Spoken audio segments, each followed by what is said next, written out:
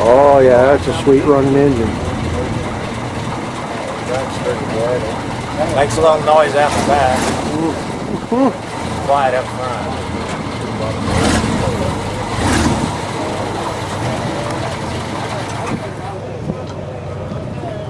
All right, folks, this is Don Greer from athskansas.org, and we're here at the April 17th Weed State Chapter Show in Newton, Kansas, and we're interviewing Alan Rich, and he's today brought his 1944 Dodge 3/4 ton pickup, and I'll just let you tell us all about it. I've had this since the 70s and used it a lot. Got a third set of new tires on it. Doesn't get used a lot anymore. It kind of stays inside. Still does whatever I need to do. All right. Got the same motor that came in it, a little 217 6-cylinder. Still standard bore and standard crank. A 3-speed transmission, you were telling us. Yeah, it's got a little 3-speed non-synchronized transmission that's real crisp. Got real short throws. It doesn't have any synchronizers on any gear. It's kind of an unusual transmission. Low gear's real low. It's kind of a jump to second. Mm-hmm. Oh, I still double clutch because I was probably 30 years old before we ever had any manual on the farm that had a synchro in it. So yeah, that's just this. Mm-hmm. Well, you have to. Oh, get the whole truck in view here.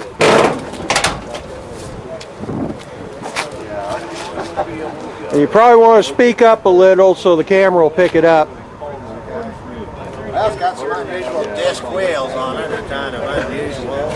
I was told they were a military wheel. Big Bud made those wheels, but they're an unusual disc. The truck's just about as original as you can get, I guess. Mm-hmm.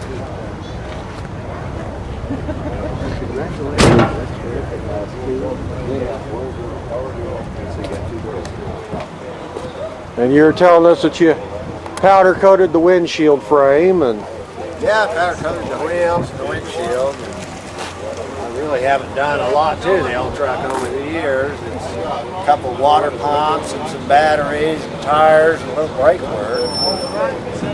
That's about it. So was it running when you bought it, or did you have to? Yeah, it was a little incomplete when I bought it. It was missing the drive shaft and throttle mechanism. The motor was good. Really haven't ever done much to the motor. That's all. How do you want? You mind lifting the hood? Give us a shot of the engine in there. Yeah, of course, when I got it, it had paint on the front half, and its paint's kind of disappeared. But it actually is blue body with black fenders. It appears green with the oxidation. Right. A real dark blue and probably a pretty attractive color. Well, most of the Dodges of this period, the base was fenders and running boards were always black, and then the body was a different color. And if you wanted the bed and the fenders and the running boards are always black, and then the cab might have been a different color, but if you wanted the whole truck painted a single color, that was a more expensive option. I've always seen black fenders. I didn't swear this truck's green, but it's just kind of oxidized. Right. Well, they might have been gearing up for the war, had a lot of green base and all the paint. You never know. Yeah. Like the dash, if you polish it, it's a real dark blue. Yeah, it always runs cool. Gosh, the old honeycomb radiator, it doesn't carry any pressure. It's a non-pressurized system, but you just can't make it overheat. I can go out on a 100-degree day and the temperature gauge will be up some without starting the truck. Drive it all day and it'll still be 160. Well, you're doing better than my 52 used to do. Drive it to town on a hot day. You didn't want to shut it off till you gave it some time to cool down. But That's never been a problem. Say, it must hold 2 gallons in this top tank. right. It doesn't have any pressure, but it just can't make it over. Well, you get around and get a shot of the back of it, but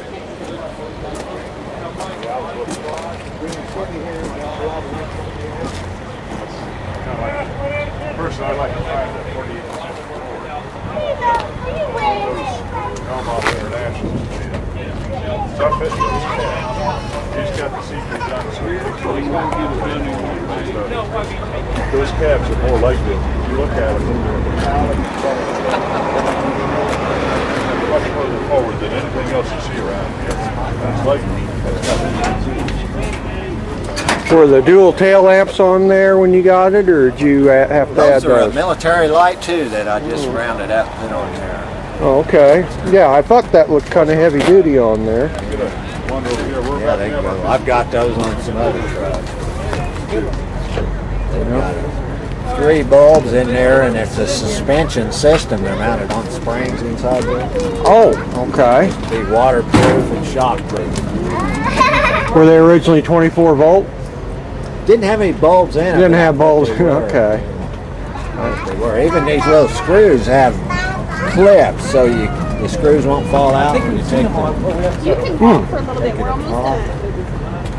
The government probably paid way too much for that. Oh, I'm sure. Just like today, they have some.